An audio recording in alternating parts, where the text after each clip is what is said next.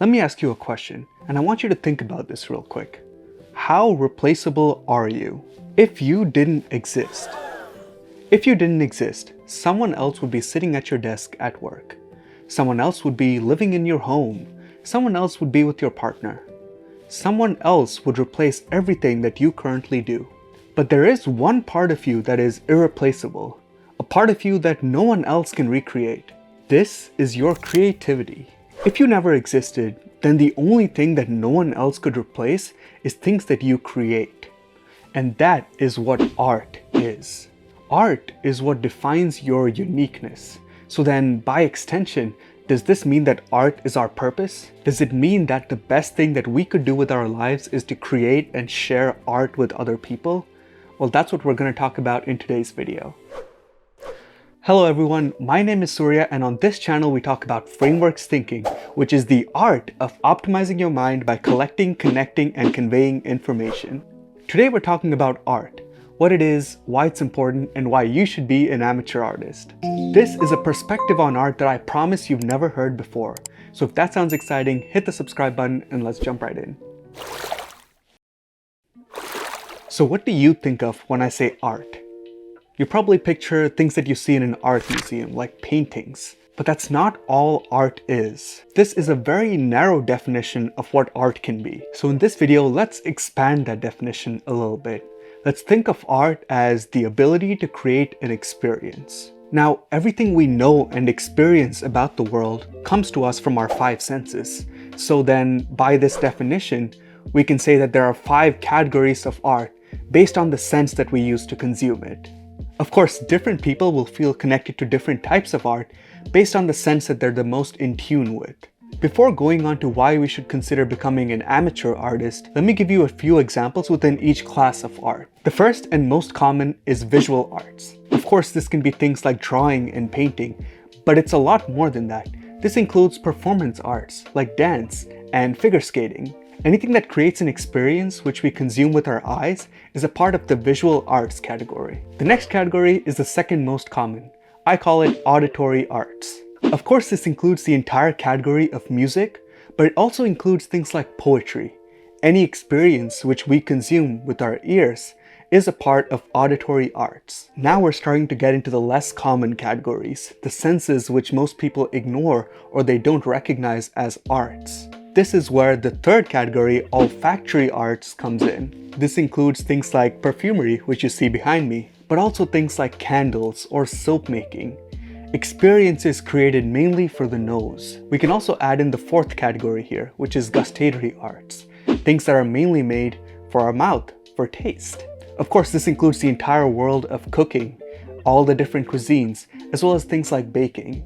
Wine tasting and coffee are some of the other arts that fall into this category. And finally, we can talk about the fifth sense, which is touch. So that leads us to tactile arts. This one is a little bit hard to define, but you can imagine things like sculpting or things like sewing. They're not primarily consumed through touch, but touch is an important part of the entire experience. The key concept here is that our entire experience of the world can be boiled down to our 5 senses. Then, by extension, our artistic understanding of the world can also be captured by the 5 senses framework for art.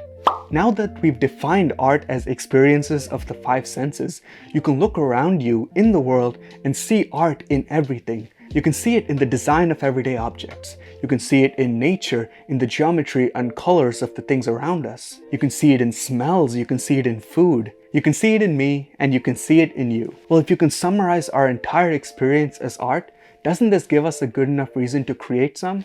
Well, let me give you a few more reasons. Before we move on, let me talk to you real quick. On my last video, I talked about doing free 15-minute calls with you guys. This is because I just wanted to talk to my audience and connect with them. I really had a great time talking to everyone about a lot of different topics, from relationships to finances to just general personal development. If you're looking for someone to talk to just about these general topics, or a friend, or a shoulder to cry on, then I'd love to be that person for you. You can still book free 15-minute calls with me using the link in the description below. Thank you for being a friend, and I hope to see you there. Let's continue with the video. In the introduction, we talked about how your art is unique to you. This almost gives you a responsibility, a duty to put your art out into the world because no one else can create what you can create. And the art you create is completely unconstrained. You have freedom and ability to express yourself in a way that simple language might not allow. This unconstrained freedom will also allow you to portray emotion. It allows you to create emotion not only in the world outside, but also in other people. When people consume your art, they'll feel the way that you felt when you created it. And if all that is not enough, then let me tell you something. Art will make you fundamentally happy. In the book 4-Hour Workweek by Tim Ferriss, there's one quote that I found particularly interesting. It has nothing to do with the main topic of the book, but it has always stuck with me. Tim Ferriss says the opposite of happiness is not sadness, it's boredom. People without artistic hobbies spend most of their day feeling drained. This is mainly because of boredom. This boredom leads to defaulting to things like social media or watching Netflix. But this is not satisfying enough. This is not meaningful enough. Well, boredom has a cure, and the cure to boredom is art. Okay, and if all of that wasn't proof enough, then here's another anecdote that further proves that art is what creates happiness. Now imagine you're the son of a billionaire. You don't have to do anything to work for a living. The benefit is that you can do whatever you want. You can spend your life traveling and drinking and partying. But on the flip side, the problem is that whatever you do, it will never amount to anything. You can never create a legacy because it will always be foreshadowed by your parents' achievements. This is actually reality for a lot of kids of the privileged population. This is why a lot of these kids turn to drugs, alcohol, fast cars, parties, any form of escapism, because they know that whatever they do, it won't amount to anything. Now, a study I read a long time ago found that there was a small subpopulation of these kids that actually found happiness. Can you guess the common link between all these kids? Well, of course it was art. The kids that were artists found that they could create something so unique to themselves that it will overshadow all the money that was made by their parents. Because creativity is one of those things that cannot be bought. It's one of those things that has to come from inside you. One of those things that isn't affected by privilege. This study also proves that if people didn't have to work for a living and they didn't have all the distractions that we have today, like social media or Netflix, then they will always default to becoming an artist. Now you might say, Surya, all of this sounds great. I love consuming art on a daily basis, but I'm not an artistic person. How can you expect me to create something that amazing? Well, let me tell you how you can start. Lower the bar. Whichever sense you end up picking as a starting point, buy some beginner equipment. Just experiment and get your hands dirty. Somewhere along the way, a little spark of passion will be ignited. And once you find that spark, double down and really learn the craft. Remember that your art doesn't ever have to be objectively good. It just has to be uniquely you. So I'm giving you official permission to create terrible art and put it out there for everyone to enjoy. Sing at the top of your lungs.